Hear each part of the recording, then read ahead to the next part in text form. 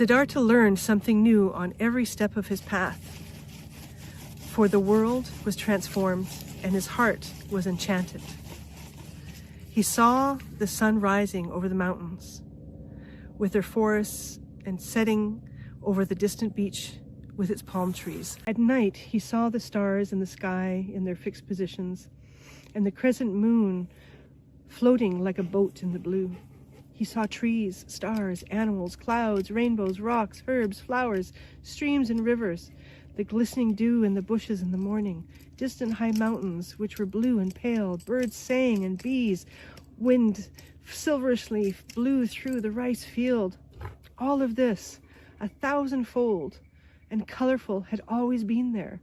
Always the sun and the moon had shone, always rivers had roared and bees had buzzed, but in former times all of this had been nothing more to Siddhartha than a fleeting, deceptive veil before his eyes, which he looked upon in distrust, destined to be penetrated and destroyed by thought, since it was not the essential existence, since this essence lay beyond and on the other side of the visible.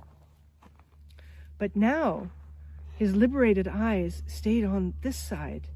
He saw and became aware of the visible, sought to be at home in this world, did not search for true essence, did not aim at a world beyond. Beautiful was this world, looking at it thus, without searching, thus simply, thus childlike. Beautiful were the moon and the stars. Beautiful was the stream and the banks, the forest and the rocks, the goat and the gold beetle, the flower and the butterfly. Beautiful and lovely it was thus to walk through the world, thus childlike, thus awoken, thus open to what is near, thus without distrust. How differently the sun burnt the head, differently the shade of the forest cooled him down, differently the stream and the cistern, the pumpkin and the banana tasted. Short were the days, short the nights. Every hour sped swiftly away like a sail on the sea, and under the sail was a ship full of treasures, full of joy. Siddhartha saw a group of apes moving through the high canopy of the forest, high in the branches, and heard their savage, greedy song. Siddhartha saw a male sheep following a female one and mating with her.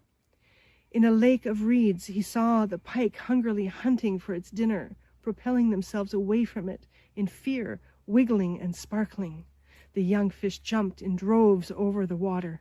The scent of strength and passion came forcefully out of the hasty eddies of the water, which the pike stirred up, impetuously hunting.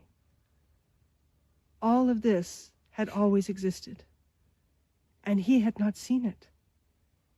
He had not been with it. Now he was with it. He was part of it. Light and shadow ran through his eyes. Stars and moon ran through his heart. I invite you to take a deep breath.